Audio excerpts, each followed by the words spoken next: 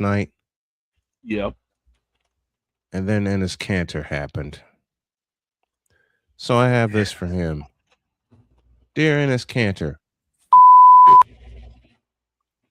dear people like Ennis Cantor that want to pretend there's something they're not.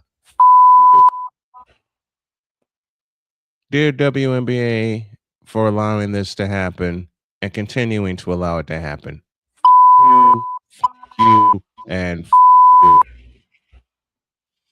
Now that my wife's at a meeting, let's raise some hell. Let's go.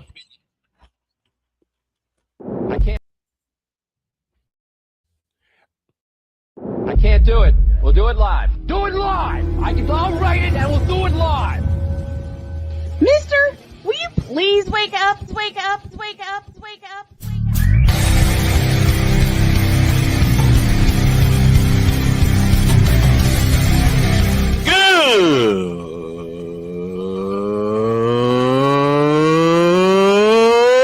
Good morning. Snowman here to all you Brock Purdy and San Francisco 49er haters. Shut up. I got to thank you, Shane. I mean, whatever happened to the games where breaking 100 points was, I don't know, unusual?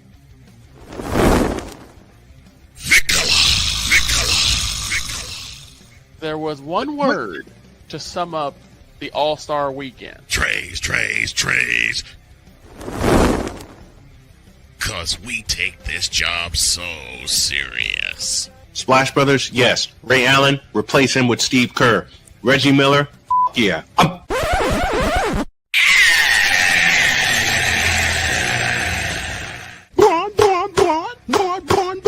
What in the all types of blue hell?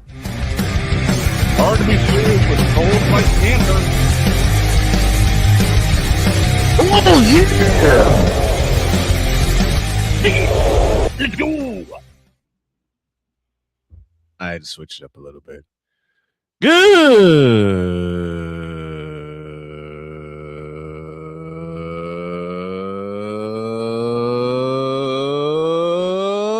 morning and welcome one and all to the Manic Monday edition of Snowman in the Morning. Glad to have you all with us. What in the all types of blue hell, WNBA? We will save all of that for hour two. Trust me. Yeah, and I got a button ready for cancer. I think we all do. I think you got the button ready for it too. I got a few buttons ready this morning, but yeah, but you like know, I said, you know which one I'm aiming for. We'll save all of that. We'll save all that for hour two. To kick off hour one, this piece of news: the legendary Howie Rose is calling it a career as the longtime radio voice of the New York Mets. And there's a Mets fan in tow that wants to pay tribute to kick off the show. Passionate. Come after me! I'm a man! I'm 40! Unflinching. Let's go back to losing. Parking was easier. Unrelenting. They're not gonna keep him off the field tonight! Totally. This one has a chance! Deeds.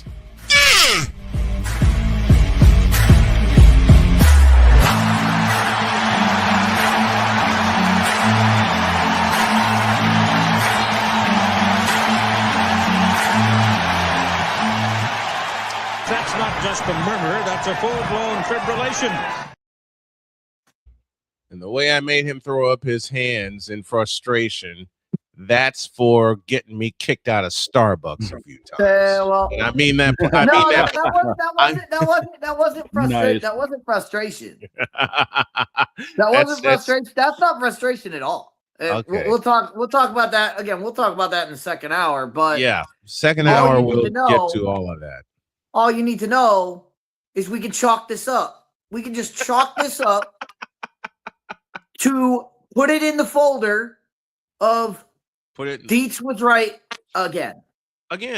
Well, Yeah, I mean, that's why we call you Nostradamus. I mean, come on, man. Come on. Dietstradamus. I called this 3 weeks. I called this 3 weeks ago. You know what, Deets, to be honest, me, you, Shane, and BGS all talked about this 2.5 years ago when Caitlyn got drafted. You know what BGS says it best. Clothes and drama. And boy, they got a lot of it. We'll save that for hour 2. We'll save that for hour 2. Hour 1, we kick off with a tribute to the great Howie Rose, who is winding up a legendary career as the voice of the New York Mets. And since we have a I don't know how I feel about this. Why? I mean, Howie. Look, Howie's done all he can do. Like, hang it up whenever you want, but yeah, you're gonna hang it up. You're gonna hang it up on this garbage season. Like, I mean, at least go out. At least if you're gonna go out on a winning season. The Mets have it screwed up enough. They're so bad. Howie Rose is like, I'm out. I can't do this anymore. I'm done with this crap. I'm out of here. I mean, that's all I'm saying. Howie,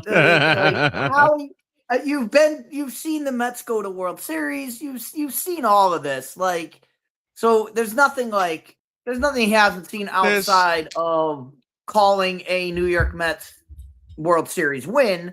But the Mets are as far from that as you can possibly get. Yeah. But still, like, on this season, on this train wreck, like, this is what you want your last season to be. Like, go out, like, at least go out with some fanfare. At least go out with a bang. Hawk Harrelson called it a career in 2018, and the White Sox had a horrible season. Harry Carey, the late, and I can't believe I'm saying late Harry Carey in 1997 was gone on.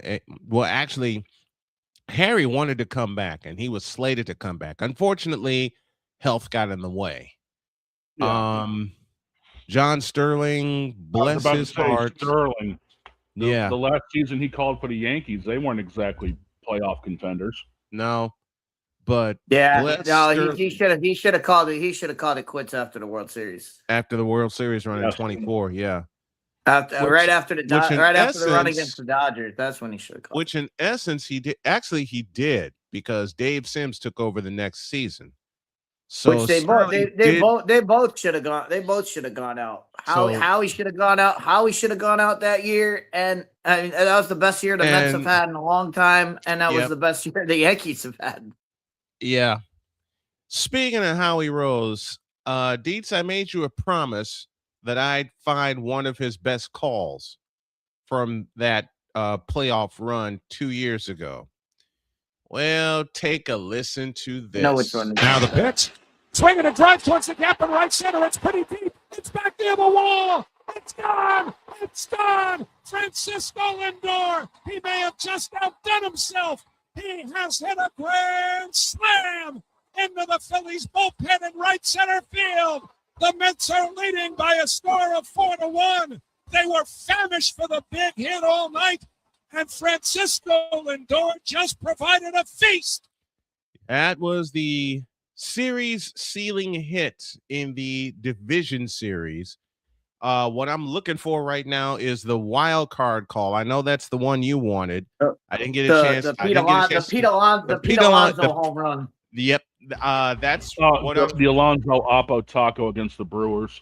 Yeah, I'm finding that right now. There's a lot of good, but we talked about this. I think we talked about it last week. I mean, we've talked about it a bunch on this show. Like, you can hear the passion in Howie Rose, and guess what, sports fans? Howie Rose is a Mets fan. Yep. Howie Rose is a Mets fan. You can hear it in the call. You can hear it in the call of the game about how much of a Mets fan he's been for the 50 some odd years.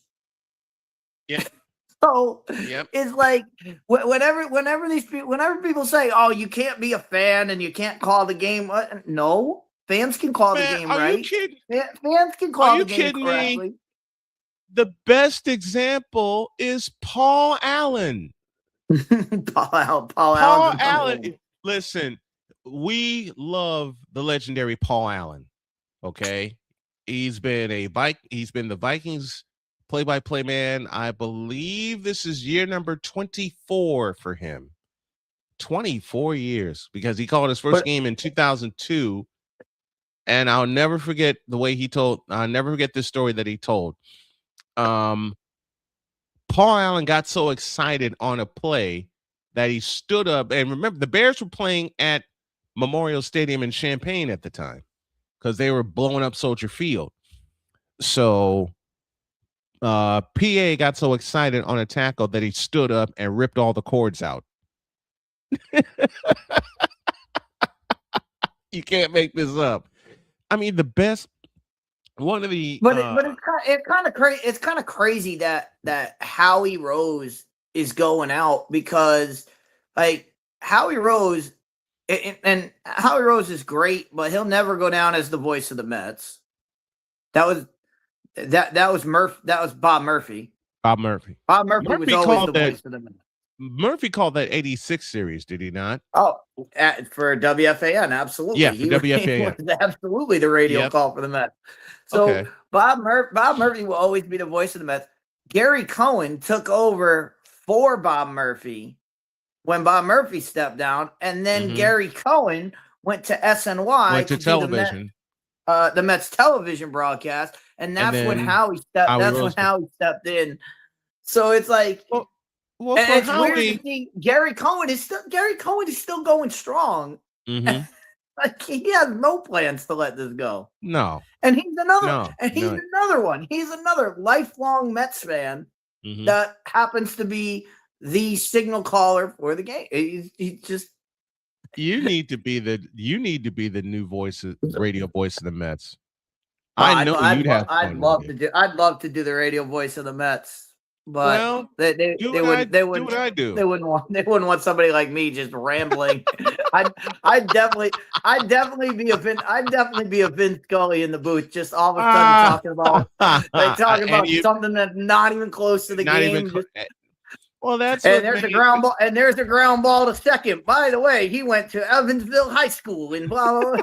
Talks about elementary school, like in the middle of a play. It's not even like, this guy's at second base. He did this. No, it's like ground ball hit to second, and he once wore purple socks in third grade. And it's like, wait, what? Where are you getting? So you would be Robert Flores in MLB The Show. Got it. Oh, yeah, absolutely. You know who Dietz would be? Matt Vescursion.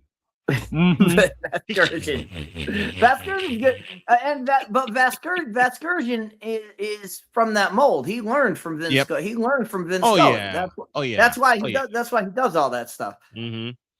But you mentioned, we mentioned clips. There's two clips. I'm still trying to find the one. As you're still trying to find the Pete Alonso clip, there's two essential Howie Rose clips, and one of them we already heard. We already heard some of it, but I'll get to that because that's his greatest call of all time, and it is one of the greatest calls in the history of baseball. I'll get to that in a second, but the second one I have is the funniest one. The funniest call that he ever has was when Bartolo Colon hit a home run in San Diego. Howie Rose, this is the guy who never got a hit. He never got a hit before. No. He drops a bomb. And Howie Rose in San Diego. Absolutely lost it when it went over to. I'll try to find that one. I'll try to find that one also. Wasn't he the one that basically said this is the greatest moment in baseball? Bartolo Colon has gone deep. That was Gary Cohen.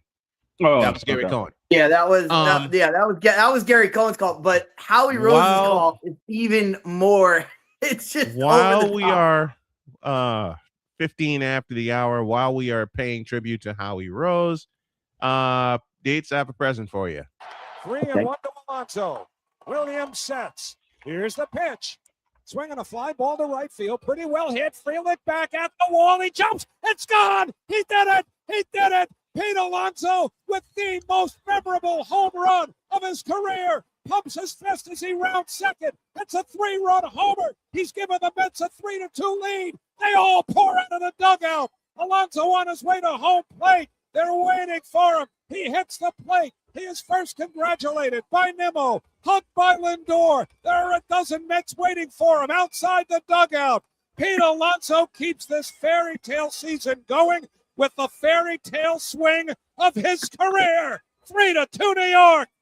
We're paying tribute to that is passion. You cannot fake that. No, you can't teach it either. Fake that. You know can't what's teach fun? it either. You know what's funny? When they were flying out of Milwaukee and headed back to New York before they go to Philadelphia for the division series, they played that on the team plane, and they gave him a standing ovation for it. Howie, absolutely. bless his heart, Howie was just so humble. And there's a shorts of it. It's called Mets Relive Alonso's Magic at 30,000 feet. Pete's on the call. Howie's on the call. Pete hits the home run, and everybody is just standing up and applauding. Right. I mean, how can you not? If you're calling the game listen, I do alternative play-by-play for the White Sox. Okay, I have done play-by-play. This will be my 31st year. Mm. Victor, you've been around me for 25 of those years. How many times have I been made fun of for having passion for the school? Oh my God. That's like a secondary thing. Every time. It's like, why is he so shy? You don't see what we're doing. That being said, right, the passion, as we've talked about, the passion is why I said Howie Rose will forever be known for calling the greatest home run in the history of home runs. Bartolo Colon's home run. No, not Bartolo's home run. I'm talking about the actual greatest home run ever hit, and the most important home run that's ever been hit in the history of baseball. And that was 2001 Piazza in Shea Stadium. The first game in New York after 9/11, and you can hear the whole part of this clip that anybody could hear is you can hear the ballpark is dead silent, right? Dead quiet. Nobody's cheering. Nobody is doing anything. Right. And the Mets are losing, and Piazza, the ball hits the bat, and the crack of the bat, you knew it was gone. Yep. You knew that ball was never going to come back. It probably still hasn't landed to this day. Nope. And it ain't gonna land. And you hear the explosion, and when you see it on the Fox broadcast that they had on, you can see the stadium shake. Yes. The camera Shea shake Stadium. from the explosion of that crowd. But then you get Howie Rose's call of this one has a chance. Yes. Which is why our master of ceremonies, the EP of all EPs, Cole Johnson, put that in your intro. Right. He calls it. He hits the ball. Piazza hits the ball, the crack of the bat. Everybody goes nuts. And you hear Howie Rose back to the wall. This one has a chance. And I'm like, this one, what does it have a chance of? It has a chance of never coming down. That ball is crushed. That ball is crushed. That ball was blasted. And again, that home run, and you can see it. Even the Braves pitcher that gave up the lead. It was the 8th inning, and that pitcher that gave up the home run, even he was like, I got to tip my cap to him. Like, there's nothing. Nothing. The Braves were like cheering that it happened. Like, that's why I say it's the greatest home run, because everyone involved is like, that should have happened. Like that was scripted to happen. That's how needed to happen. Yep, that whole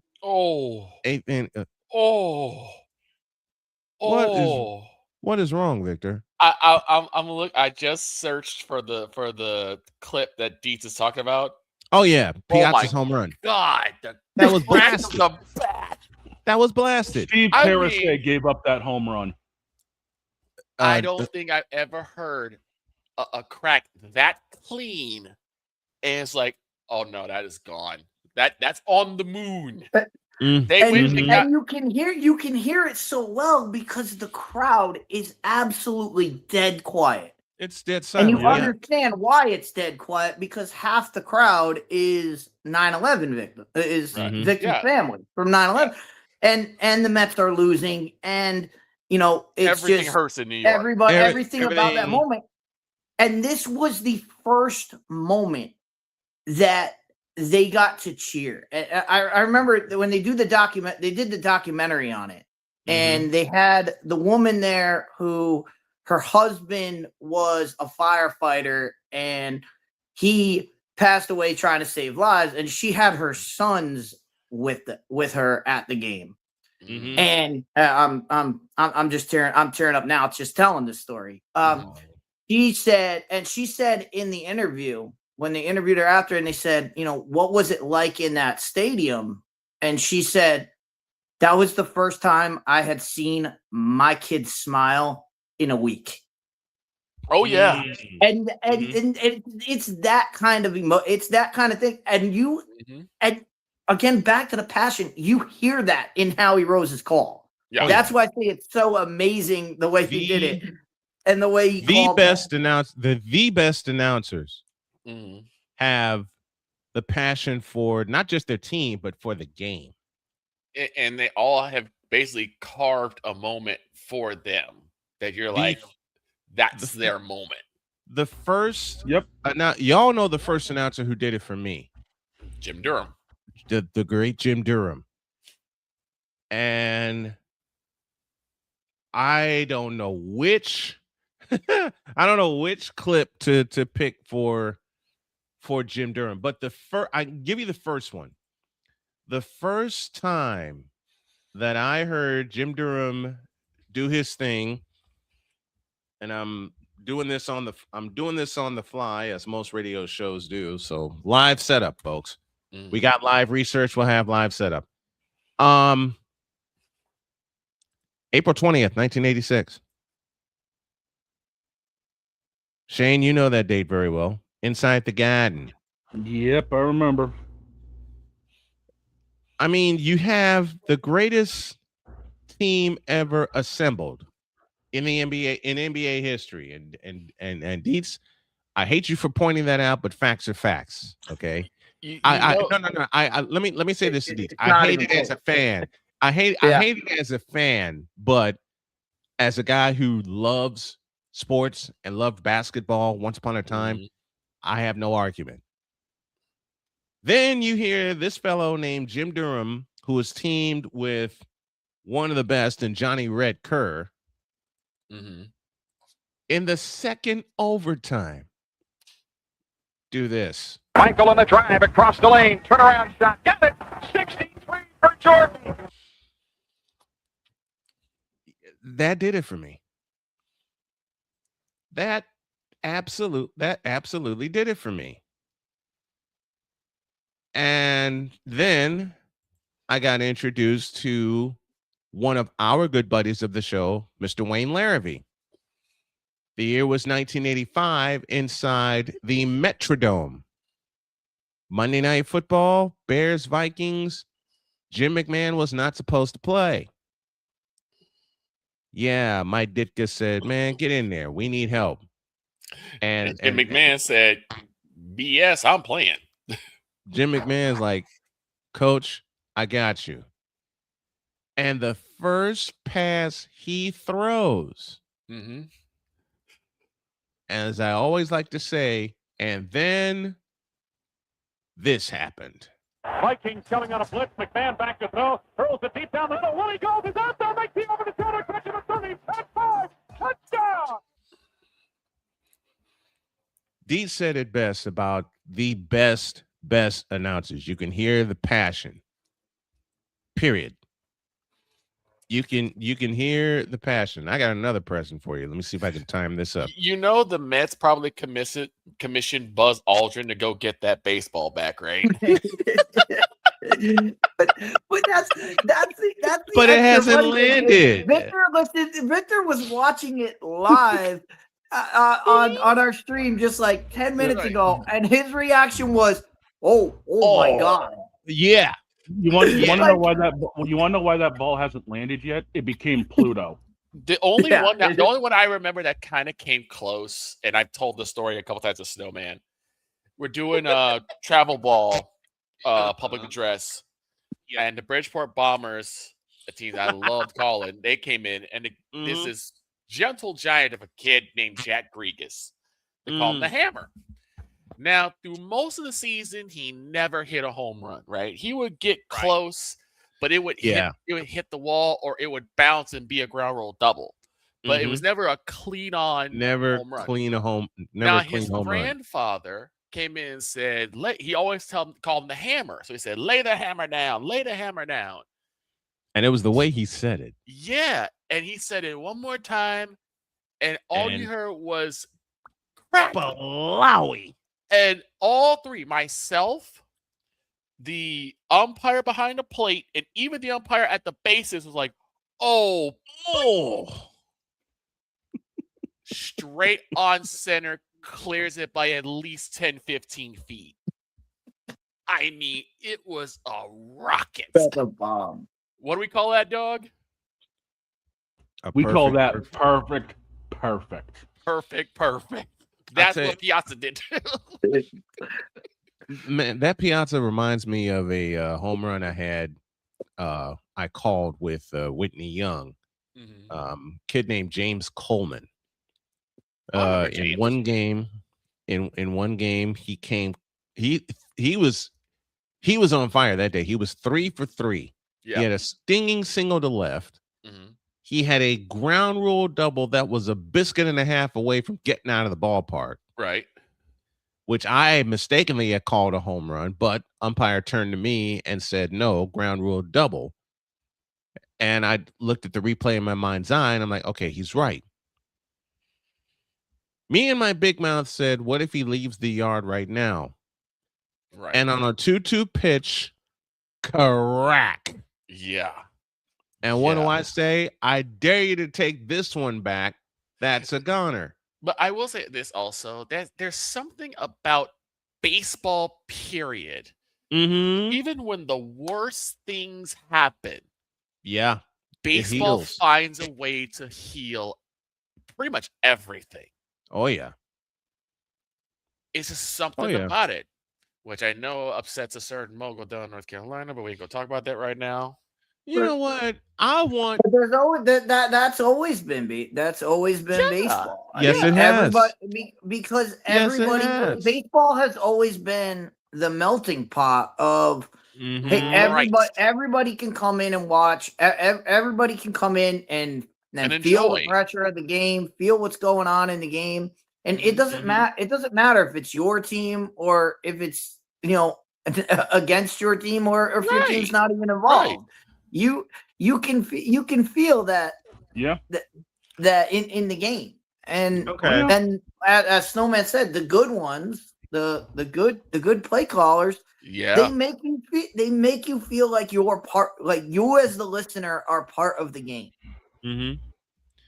Joe Buck, anybody? Dan Orsillo, or Don Orsillo, I should say. Don Orsillo, Jeff Joniak, Jeff Joniak with the Bears. I mean, every Devin Dave O'Brien up here in Boston. Every Devin has to return. Jeff made you feel like you're at the 50-yard line watching Devin fly. Yep. There's a theme song that I often play when I'm in edit mode. And they'll be on NBC, right? Yep.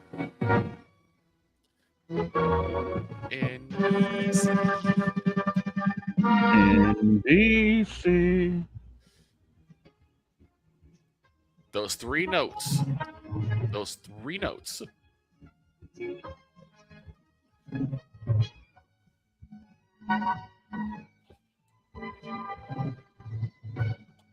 Exactly. But that's why it would be interesting as we have it going on. It'd be interesting to know, like, what they're teaching broadcasters now.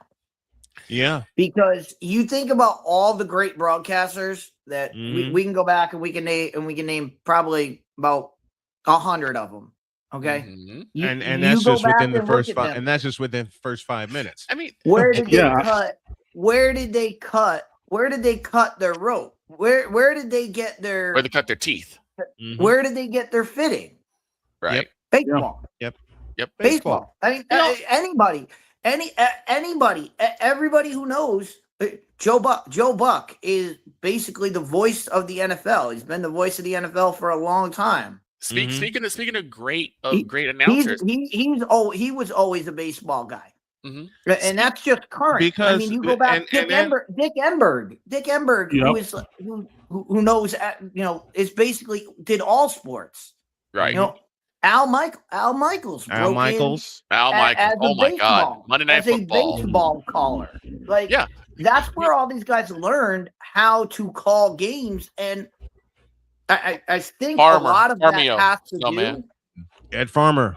John Rooney. And my favorite call for Ed Farmer, of course, happened in the magical year of 2005. When he called the final out that sealed the deal for the Chicago White Sox. With John Rooney. Yep. Yeah, I mean, up here in Boston, we got Will Fleming and rotating old players, but even Sean McDonough still stops into the booth. Oh, Sean McDonough and his dad, Will McDonough. Oh boy. But I also think I think they used to do it. They used to have you cut your teeth in baseball. Yeah. Because there's so much downtime in baseball. There's so much downtime in baseball that you have to fill the broadcast. Here's a few minutes of Howie Rose at his best. Field stands here, blowing in. Luecki at second, 2 out. 2 there you go. In the second, the 1-1 swing and a drive to deep left field. It's got a chance. Up and going back. It's gonna go. Home run. Bartolo Colon. Repeating. Home run. Bartolo Colon. 7-line Army in right field might tear this ballpark down. Colon carried his bat with him until he was about. We also can't forget about the Hawk. We've been talking about a lot of baseball. It is the Hawk has got to be part of the conversation. This is for you. Let me rewind this a bit. A lift to a baseball that had a lift to a baseball. I'm gonna put the camera on Deeds. We're gonna play this home run again. This is courtesy of the New York Mets. Blowing in. The legendary Howie Rose. Deeds, this one's yours. New York in the second. The 1-1 swing and a drive to deep left field. It's got a chance. Up and going back. It's going to go. Home run. Bartolo Colon. Repeating. Home run. Bartolo Colon. 7-line Army in right field might tear this ballpark down. Colon carried his bat with him until he was about 10 feet from first base. He's taking the slowest home run trot you've ever seen. He just got to Tim Tuffle, the third base coach. He is approaching home plate. He touches home plate with his first major league home run, and they are going to give him a silent treatment in the dugout. They have vacated. The Mets have left the building. Bartolo Colon is the loneliest man in San Diego as he reaches the Mets dugout after hitting a home run, and there's nobody there to greet him. And now here they come up the dugout steps. Yep, wow. He turns around and says, Drupal Cabrera, the first to give him a bear hug. And now Flores, it's everything but champagne on his head right now. That, of course, he was accompanied by Josh Lewin on that call. Holy cow. Trust me, if they had champagne, Bartolo would not have made it out to the next inning because his jersey would have been drenched. Oh, yeah. If they had any kind of look. If they had any kind of liquor, the slowest home run trot ever. The slowest home run trot you've ever seen. That is a great line. All right, let's take a break. When we come I think back, that's as fast as he actually runs. Right. Gary Cohen and Keith Hernandez and company. I think Ron Darling had said that's as fast as he actually runs. Let's take a break. When y'all get back, we're going to revive, while we're waiting for Jay, we're going to revive something that Dog and I talked about for about an hour. And what are you talking about, you mook? You'll find out, you mooly. Introduce. This is Snowman in the Morning. The original Think Drink is back. Level up with proven ingredients formulated to crush your competition. No gimmicks, no jitters, no messing around. Just high-potency results that keep you moving day or night. There's a new nerd in town, and we came to play.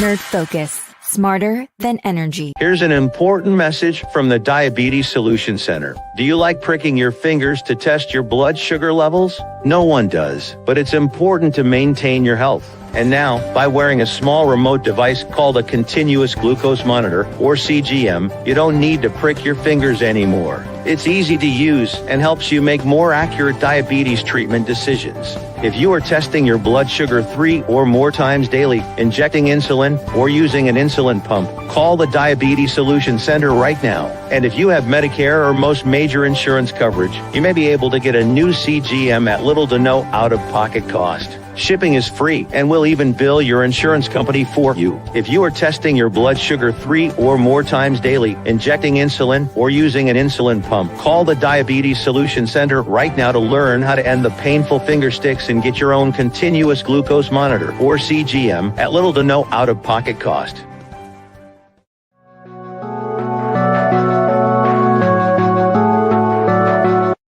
I want to do a TED Talk, but I don't have anything to talk about yet. I'm getting there. Life is for the living. We're not here that long. You can learn anything you want to learn without any money spent. What do I really enjoy? What do I really want out of life?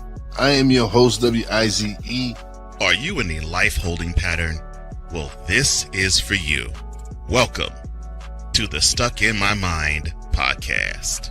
Live every Monday, Tuesday, and Wednesday at 4 p.m. Central.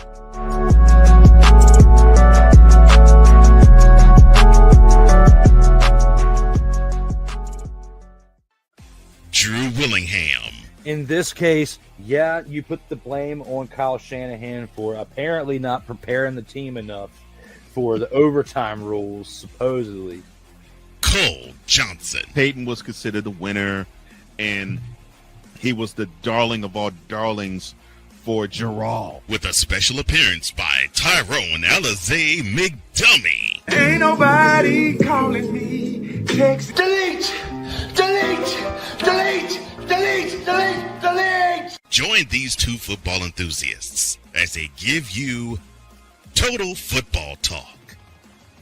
Live every Monday at 4 p.m. Eastern, 3 p.m. Central on the Sertoba Media and the Comey Media YouTube channels.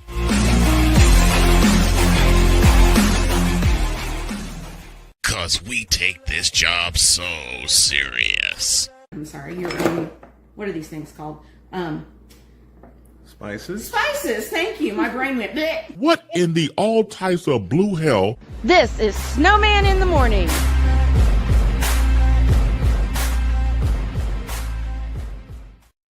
Yep. 39 after the hour. Apologies to our guest. We're going to give him his full allotted time, and here he is.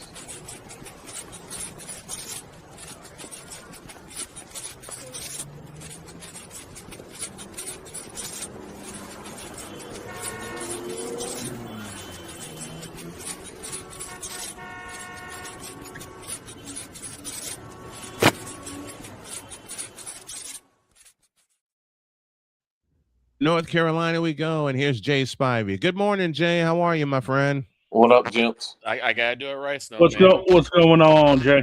I gotta do it right. Just a moment. Okay.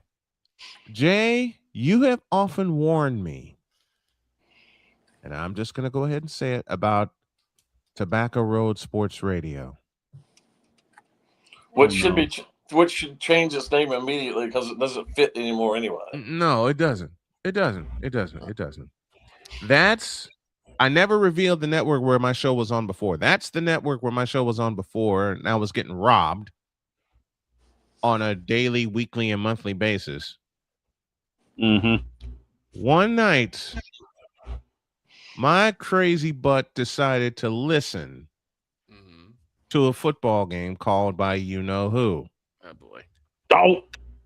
Bad idea. Yeah. Dope. Bad idea. Bad idea. A lot of we, us, and ours. That's Taco Bell and chocolate milk. Bad idea.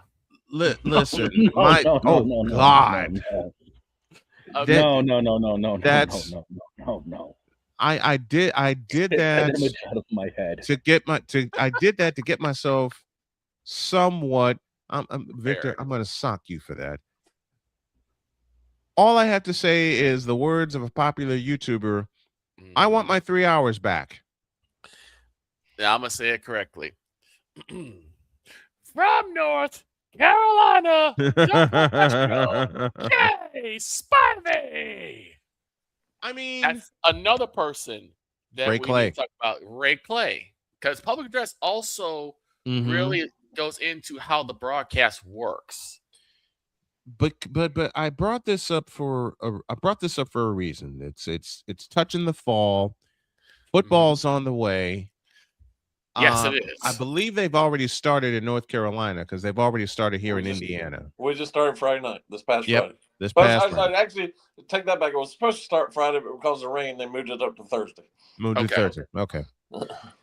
I want my 3 hours back. I didn't watch, so I don't know what you're talking about. You don't want to. You don't want to listen either. And his team, quote unquote, won. Did they really? This was boring. God awful. Oh, a lot of wheels. The broadcast. Never mind. Where he inserts himself on the team somehow. Is it with a uniform? Yes.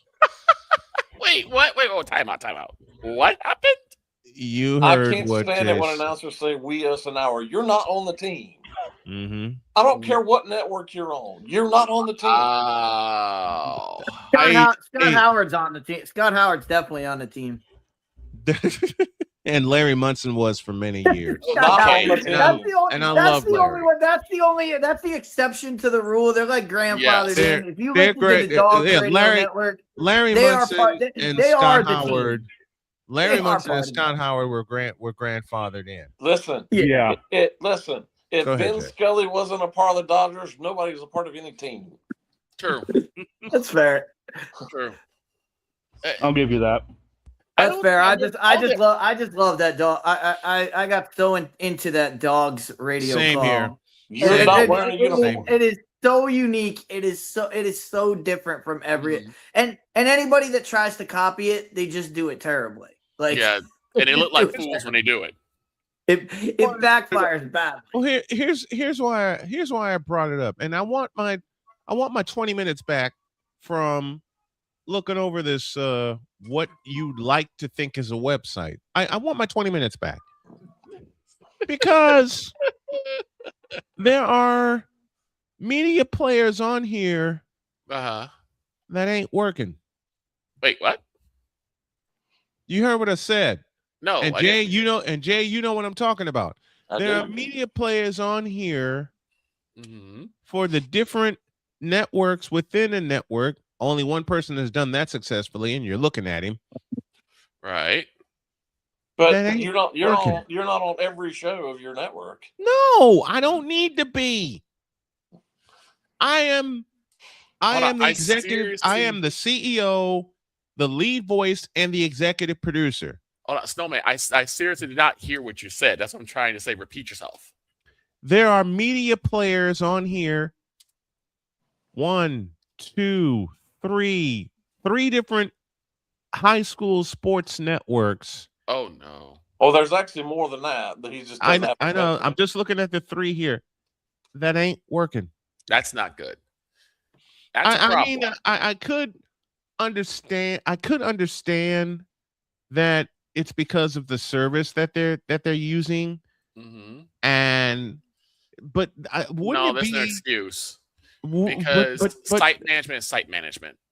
But wouldn't it be good? But wouldn't it be good since you're wooing a school right. to your network to put a little thing up we like to call, what is the word I'm looking for? Archives? Archives. I don't understand why these schools that already have him under their belt, so to speak, have allowed him to do this, because he's not really offering them anything. He's not. You see an ad and you might hear an ad. Okay? Jay, answer this question for me. When I was down in North Carolina and I was on his network and he needed ads voice. Yeah. Who do you think did it? You did. You? Yep. 4 of them. 4 of them. And as I've told this story before, I only got paid for 1 of them. How about I was asked to do 4 ACC basketball preview stories and didn't get paid for 1 of them. Yeah. Not one. That's wild. That is wild. That's insane. Oh, there's more. There's more. I've heard him do a game before. That's bad. And I still want those 3 hours back. Okay, what? Because it's let me take you through how to be a homer. It truly is. I was gonna say, now let's try something. As much as we pick on Paul Allen for being a homer, he calls it down the middle. As much as I picked on Jim Durham for being a homer, he calls it down the middle. Vince Scully the same way. Jack Buck, same thing. The late great Jack Buck, same thing. We just talked about Howie Rose. Hawk Harrelson, same thing. Hawk Harrelson. And Sterling. John Sterling, unbridled Yankees fan. He called it down the middle. Hell, you got those guys that do the play-by-play for the Hornets. Yeah. And one of the greatest homers who called it down the middle every single time. His name is Marv Albert. Mm-hmm. Oh, that dude was Homer EXE personified. Yeah. And he still called it down the middle. The best, at least pro basketball announcer ever.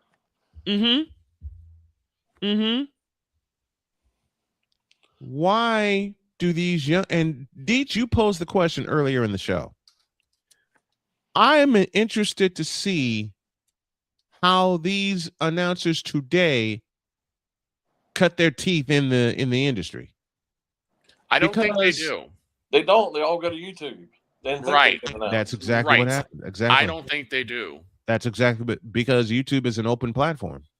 But they're all sports. They're all sports specific, and that's what the industry is going to. And you can correct me if I'm wrong, but you don't see the multiple sports announcer anymore. You see this guy does football, this guy does basketball, this guy. You don't see the baseball guy going over and doing football, and you don't see that.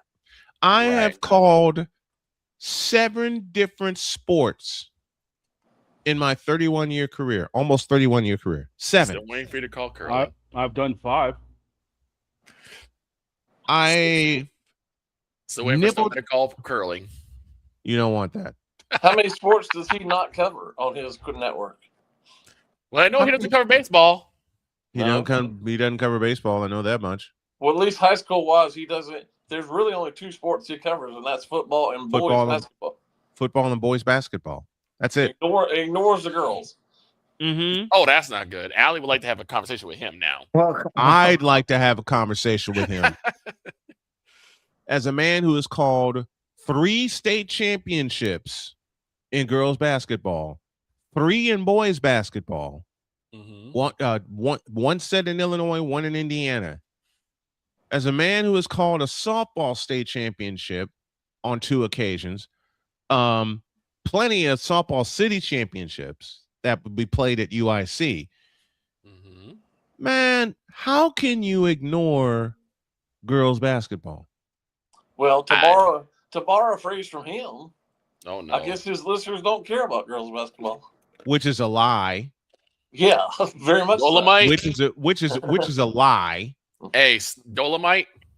Where Dolomite at? Oh yeah, thank you. Set it up right. What? Nobody cares about girls basketball? Bitch, are you for real? Exactly. I don't understand. I've called. He's successful. I don't get it. Victor's hung out with me. I've called 3 girls state title games. 3. Yes. Yeah, you want to tell me they're not excited for it? All we had was a full house. About 5 or 6 years ago, mm-hmm. The high school he covers the most, which he went to high school, where he actually went to high school, mm-hmm. had a really, really, really good softball team. Mm-hmm. Their pitcher, Kirsten Deal, was the #1 recruit in America, and she ended up going to Oklahoma. Yeah, there was a young he lady. did not cover a single one of their games until the state championship. There was a young lady named Alexis. I can't remember her last name. She played in the 9U tournament in Ho Chunk one time. Mm-hmm. When I tell you that was SRO, and I found out why. This young lady had a curveball that literally stood midair and then fell off the table. She struck out 7 batters the exact same way. She was so good, and so many people wanted to see her play because you didn't see a lot of girls play travel baseball. Right. So to say that, no one cares about girls playing baseball or girls playing sports in general, again, you go back to Dolomite. Bitch, are you for real? Hey, Jay. Why doesn't he cover high school baseball and softball? He doesn't want. I'll answer that question for you. He doesn't want to. Exactly, because he doesn't care. The year, and Deets, you're going to get such a kick out of this. The year that I associated with him, the year plus I associated with him, I did the first basketball game I ever did, the very first one, which was it was a pre-high school boys basketball season tournament style thing. It's a league. It's a blue chip basketball league. Mm-hmm. Do you know this man listened to my broadcast and then showered me with compliments? And he said, I'm not making Jay, I am not making this up. He said to me face to face, quote, "Now that's how you call a basketball game." Close quote. I am not kidding. He said that to me. He said that to me, and and I'm going to make Jay laugh. He also backed it up with this quote, "Maybe I need to learn from you." Close quote. And apparently he didn't do that either. Hey, Jay, speaking of sports and events that nobody wants to watch and nobody cares about, how come you're not in Ireland? Fair enough. Fair enough. Well, Snowman, I told you this yesterday. Yep. I texted you this yesterday. Mm-hmm. I have a real good friend who's about, 12, 15 years older than I am. Mm-hmm. No, I take that back. He's actually about 20 years older. I take that back. Mm-hmm. Who is a Carolina grad. Okay. Yep. And is one of the people who, for some stupid reason, the year that Carolina lost to Kansas in the national championship, said that they didn't care because they beat Duke in the Final Four. I remember this, which I still don't get. Now, he told me this yesterday. Okay. Said that nobody cares about. Now, he's a Carolina grad. Yes. Right? Yes, he is. Told me that nobody cares about Carolina football. Nobody cares. Nobody cares about Carolina football. Hey, what's a good idea? Send them to Ireland to play TCU. Wait a minute. Nobody cares about Carolina football, even with Chapel Bill now running the team. He will only care when the round ball comes out, which he's already started talking about. It's the truth. In August. I'm starting to wonder if certain Carolina grads also graduate from the I Promise school, because this is the dumbest thing I've ever heard. The I promise. No. Associated with I got stupid you university. beat. I got you beat. Dumbest thing you've ever heard, Victor? Try this one. Okay. When I was associated with said network, and I went to East Forsyth to cover a basketball game, which is where his alma mater is. Which is his alma mater. Yes, he wanted me to call his alma mater's games. He wasn't willing to pay the gas money for it. Shocker. Which pissed me off. Now listen, I lived in the Triangle area, and I'm driving to the. You're an hour and a half at least away. I am 95. Right. I am 95 minutes away from East Forsyth. How do I know this? I timed it. Okay. I put the timer on in my car. I kissed my wife goodbye. I'm telling her I'm going to East Forsyth. I lived in Henderson at the time. I kissed my wife goodbye, and she says, "Please be careful." I timed it.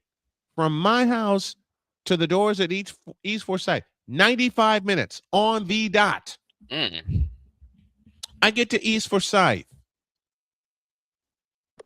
You know, he didn't tell him who I was. Wait, what? Shocker. Okay, no, you know what? Never mind. Because this is a guy who did not go to a luncheon for a tournament and arrived, 2 hours late? And wonder why he didn't have a table. Wonder why he didn't have a spot. Surprised now. And wanted me to click, although he didn't ask and wanted me. you to leave. There's more. It was obvious he wanted me to move you out of that seat. There is a reason why I call J5 the professional. Because of this reason.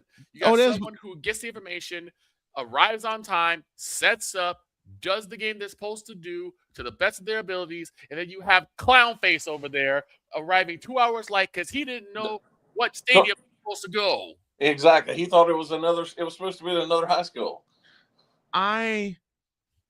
There's more. There's more. Dumb, and dumb. When I got there, they didn't know who I was. I gave him the name of the network, and apparently he didn't tell them I was a part of the network doing the play-by-play call. Oh my God. So I missed 30 minutes. 30 critical minutes of prep time. Yep. He finally gets me into the school, into the gym. I have my bag of tricks with me. You know, Victor, you know me. I always carry my equipment with me just in case. Yes, I do. His setup is there. I put the headset on. We test everything. And my spider senses went completely off. I said, this is not right. Because this is not right. Because I have my audio commercials not only on my desktop, but on my laptop. I see his commercials. And Jay, you've seen this awful setup on a tablet. Oh boy. I will see his setup in about 5 weeks. It's the first Friday in October. I get to see him that night. I'm sorry.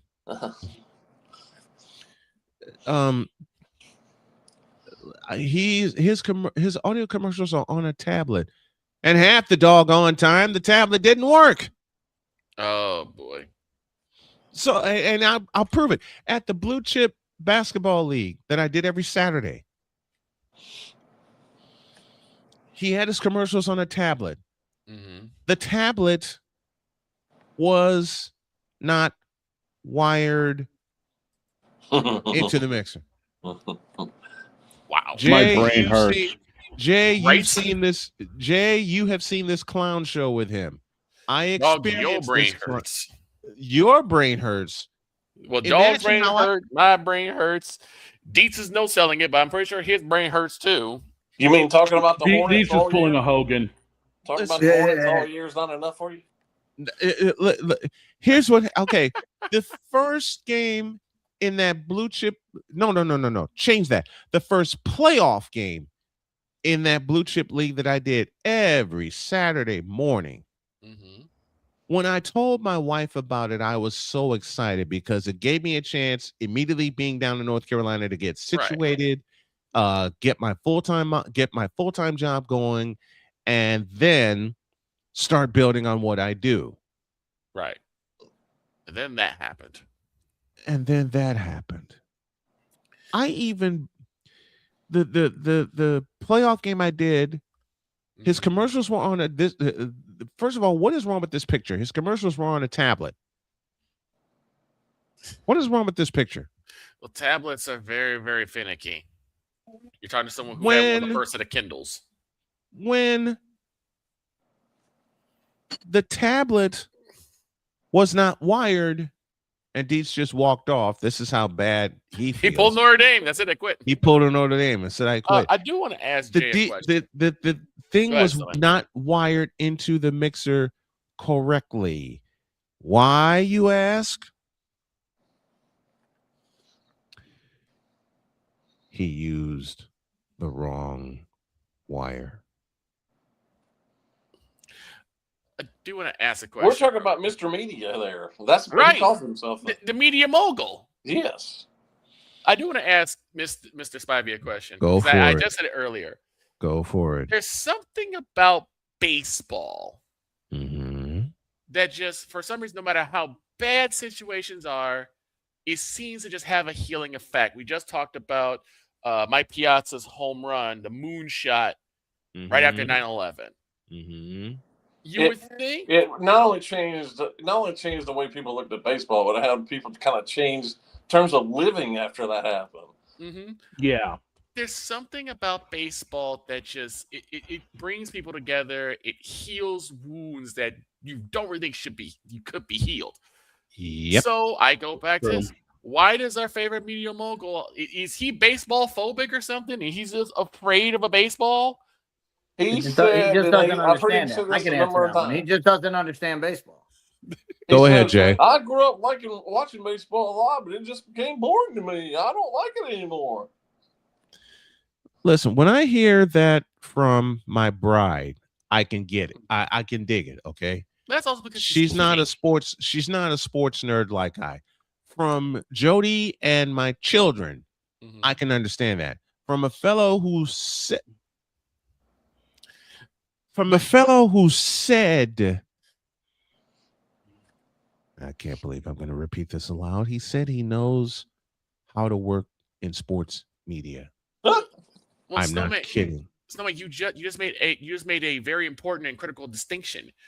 You just said Jody is not a sports nerd like you are. There are certain sports she likes, certain sports she doesn't like. Yeah, she's a football person.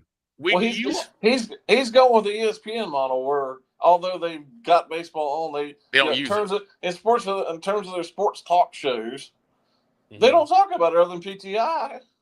Right. When you are in sports media, you have to. Yeah, you look. Jay brings up a great point. You look at their lineup. It's College Football Live, NFL Live, and NBA I'm not even talking Today. about those. I'm talking about the debate shows. I'm talking strictly about the First debate Take shows. and First Take PTI. I'm just talking about their overall shows. I mean, those are their 3 shows they do every day.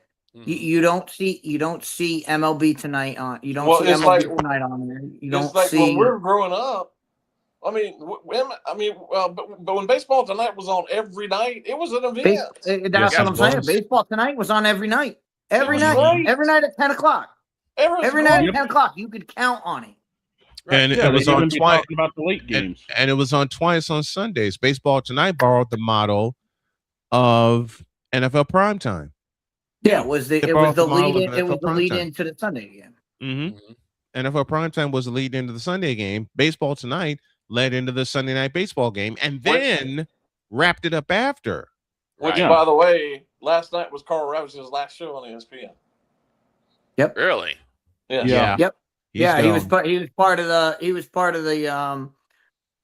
wave that got Ryan Clark out of there. It was officially announced last night. I mean, although everybody knew it, but nobody knew when his last game was going to be. But it was last night. Wow. Another era gone down. So they actually had some of the players mic'd up, and a lot of the players were wishing him well. Well, that's why we're That's why we're that's here. wild that they did it. That they did it. What? It's still.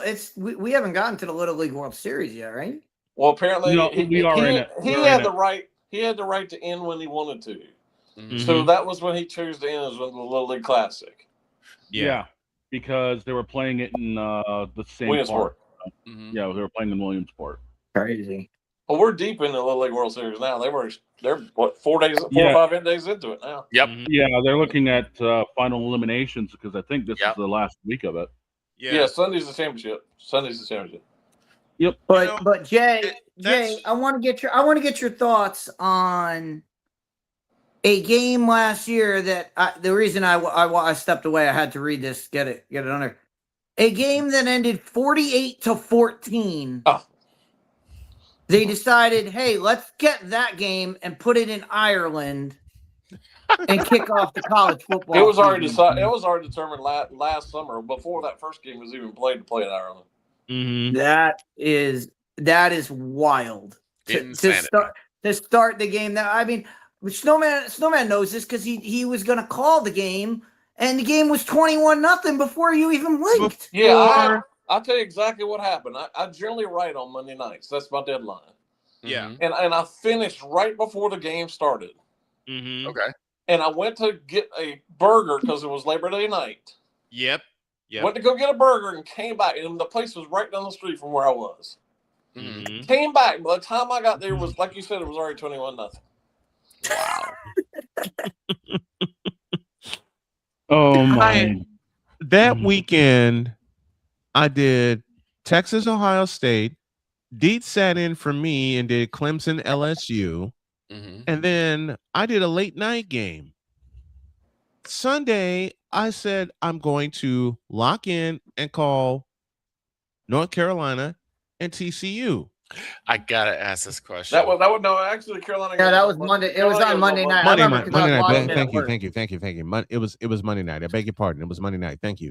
I gotta ask. Sunday you did the Fever game. I did.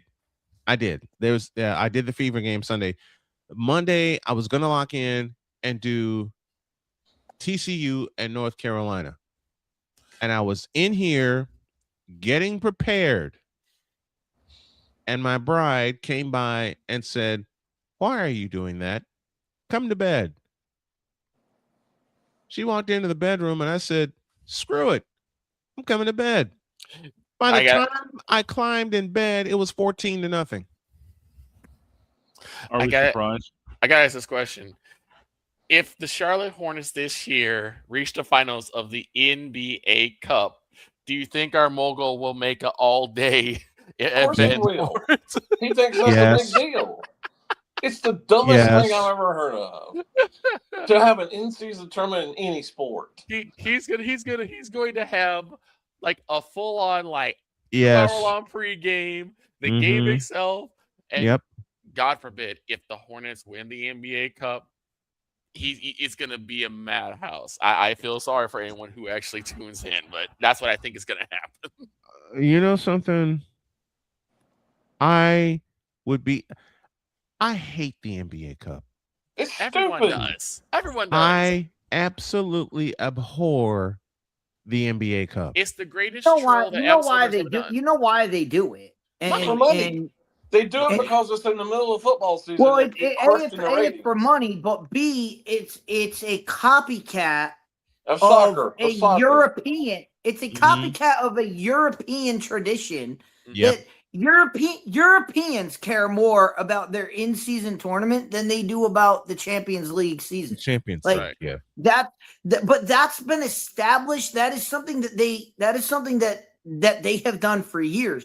Right. And the NBA said, "Oh, let's do that." And no one cares. No one cares over here. Yeah. Okay. Give me this camera. It's a matter of it's the biggest participation trophy that we've seen on this side of it's the truth. Earth. It is. I mean, we ought to just rename it the LeBron James Cup. To be honest with you, it's the other issue that with the NBA Cup, nobody knows what the hell is going on. Right, Like, that's true. This game is an NBA. Like, it's going on while the regular season is going on, and it's like this game is part of the NBA Cup, but this game is not. It's not right. There's no like uniformity. And no one has any clue of what's going on. And the court designs. Oh, forget the designs. How hideous they are. Okay, I'm going to say this right now, and apologies, Radio, but that's some shit you see in NBA 2K. Okay, like seriously, this is like what you would do on a Friday night. Where they got it from. Again, you would do this on a Friday night off your ass if you were playing 2K. It's the jersey. The jerseys are atrocious. The jerseys are atrocious. The courts are god awful. They need to blow up the NBA Cup, put it out to pasture. Answer this question. Take LeBron with it. Answer this question, though, man. How many months between the NBA Finals and the start of the next season are there? They finish the NBA Cup on right around Thanksgiving, don't they? It's starting later this year. It's starting after Halloween, and it ends 2 weeks before Christmas. Well, that's because of football again. Mm-hmm. So nobody watches the NBA until Christmas, really. So from the end of the NBA Finals, when they crown the champion, to the start of the next season, how many months is that? About four. Like four okay. months. 4 months. So yeah. in 4 months. Yeah, roughly. So in 4 months, you could get individuals who didn't see a lot of court time, give them some shine. Nothing else is going on besides baseball. So you have at least, I guess, somewhat of a clear market where you can have the NBA Cup if you want it, baseball if you don't. Most of us are going to watch baseball. But you don't let it interfere with the regular season because your fan base is going to get confused. But you can't. But Victor, you can't do that because Summer League, because Summer League exists. Okay. Who cares about that junk? I mean, no, we don't. No. We don't. But the NBA teams and NBA executives, they care. They do because they get to see their prospects play. And they get to do all that stuff. Most of those guys on those courts playing in those games are never going to see. Most of them are G leaguers anyway. Right, and that's what I'm saying. You might see what 2 or 3% of those guys. DeBon's can play one game this summer. One. Well, then they shut us enough. One, and they shut it down. But you also know why you can't. I mean, you can't do that because I mean we talk about this with Allie all the time. Collect the CBA would never allow that. Probably. But it would never allow you to put it in a time when they're supposed to be when those athletes are supposed to be off. That's why they have to put it in season because it has to follow the CBA. One moment. CBA needs to go to hell. That's what it needs. Oh my guys, Daniel Lawson, X1U. Happy birthday, Daniel. Happy birthday, Daniel. Happy birthday, Daniel. But so then, I guess I don't think you could do this, but could you combine the No. tournament with the No. that would It's all for money. It's all for money. No. It's all for money and it's all for ratings, and we all know the ratings are in the crapper. There are no ratings. Nobody cares until Christmas, and even now that the NFL's on Christmas, nobody cares about Christmas either. No. Yeah, that's the big issue, and Jay's right. Nobody cares about basketball until Christmas. Nobody cares about it up until that, and you can't run an in-season tournament after Christmas because everybody's making they're getting ready for their All-Star break. They're getting ready for basically playoff pushes. Right. So you can't be just doing an in-season tournament like all of a sudden. The only time it would actually work is if it opened the season. Yeah. Look at the games but again, it's like Jay said, nobody cares. Nobody's going to care about it because it's the opening season and it's before Christmas. Right. And the fact that it's going up against football, and when football is both college and pro is currently whooping everybody's tail. Well, look, the NBA just announced their Christmas schedule a couple weeks ago. Yep. Oh, no. You could argue that their best game is at noon. Mm-hmm. And That's just I say it's because the NFL doesn't start until 1 o'clock. Mm-hmm. Right. I mean, you're not wrong. Not wrong at all. Of No. the All 5 NBA games that day, the best game is probably at noon. Right. I'm a Celtics fan, and I'm That's saying the you're not Knicks are wrong. playing at noon. Mm-hmm. I'm a Celtics fan, and I'm saying you're not wrong. Okay, that Correct. says everything. Yeah. Exactly. I mean, they dropped the ball. They dropped the ball big time because if you're going to be on Christmas Day, why not 76ers at Boston? And I'm not saying that because I'm not just saying that because I'm a Celtics fan. I'm not just saying that because I'm a Celtics fan. I am saying for the drama of LeBron James in a Philadelphia 76ers jersey uniform, walking into Boston Garden, that is TV. That is after television all the gold mess right there. After all but we got the the Brick mess. going to LA that day. Mm-hmm. The Brick's playing in LA that night. Yeah, but and I get it. They want the whole Laker, like he goes back to LA, blah blah. Like okay, Lakers and 76ers do not have they don't have drag them out fight. Right. Celtics and 76ers. There is no one. I said this on this channel. There is no one the Boston Garden hates more than the Philadelphia 76ers. And there is no one Boston Garden hates more than LeBron James. It is cinematic gold to put that on your biggest stage. So here's the question: who gets the most heat when their game starts? LeBron James or Lane Kiffin? Who cares? Yes. I'm done. September. Circle your calendar for September 19th. Okay. Okay. LSU at Ole Miss. Yep. Game day will be there. Mm-hmm. And watch what happens to Mr. Kiffin. Oh my God!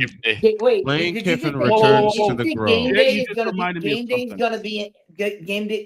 going to be in Mississippi. Game day is already announced, but well before. They better be ready. Those editors better be ready. Those signs are going to be flying. Oh yeah. Yeah, you just reminded me of something. Before we do get out of here, what about the thoughts of Daquan White? Oh my God! Wait, what? He's coming back. Daquan White has been waived by. I don't understand the story. I've got to research this a lot more. Well, he's Okay, I'll give you the sports now. Legit, Jay, go ahead. Well, now that they've come down with this dumb ruling, he's eligible to play in college football again. Even though literally as of yesterday afternoon, he was on an NFL team.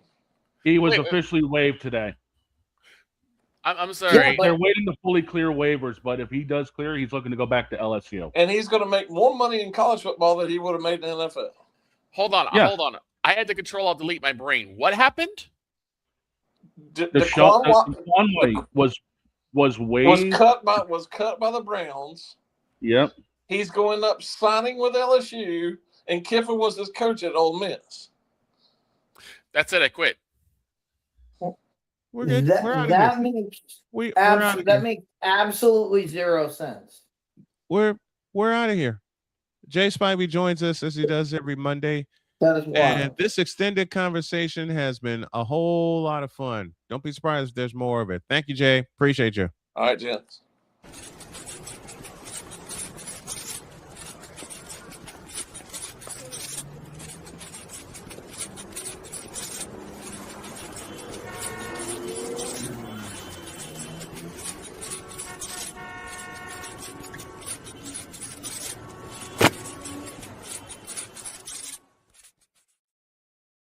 I don't understand. I that. quit. We didn't even get a chance to talk about the fact that Deshaun Watson's been named starting quarterback.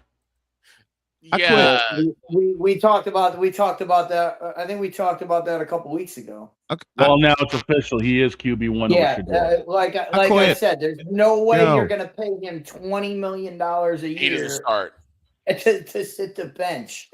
By the way, over under on how many games he plays before he gets hurt again. I'm setting it at 4. Yes. Yeah, the answer is yes. Victor, guys. before we go to break, let me tease. Victor, you weren't here on Friday. Oh, yes, I was at the office.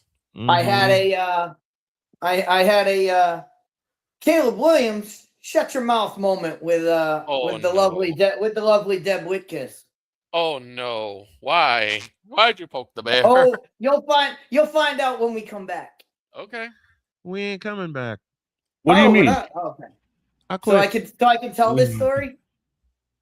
Go ahead. All right. Say it. All right, my Victor. God. So we were talking about the NFC East on Friday. Yes. Because we had Deb on. Mm-hmm. And we were talking about the Philadelphia Eagles. Yes, we were. Yes. And Dog asked the question. What's he said? Can Philadelphia's defense hold up?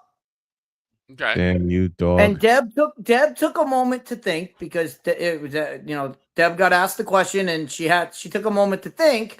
Mm-hmm. So in between the moment of her thought, I said, "Snowman, you want to hit it?" Quote. Open it, Snowman. Quote. Open it. I'll just voice it. Quote. I said, "Well, they'll be okay as long as they don't spit on anybody." No. Close quote. Ow. I think on that note, where the hell are we supposed to go from here? Goodbye. I quit. I'm done. Goodbye. We had We had another 90 minutes planned. Yes, we do. We do. But- we still got more. We still got more to do. We'll Do do we it all really tomorrow. want to talk about Ennis Cantor's BS? No. Yeah, we were supposed to. no. Yeah, we were supposed to talk about No. Ennis Cantor We're and holding the fact that I was right. We're leading off tomorrow's show with that. Why? Did that conversation break your brain that much? Yes. Did I really shut everything down with this today by just bringing up what happened? Everybody had a hand in shutting this down early, okay? Myself included. And it all started with we're out of here. Have a great day. God bless. Just remember everybody. Just remember, everything always happens to Craig Elo. Yes. And we're all Craig Elo today. Right. Have a great day. God bless. Remember to make your next move your best move. And always remember, if your dreams don't scare you, they are simply not big enough. Dream big, do bigger. We hope y'all are too. And don't ever be Cleveland, please. No. Out.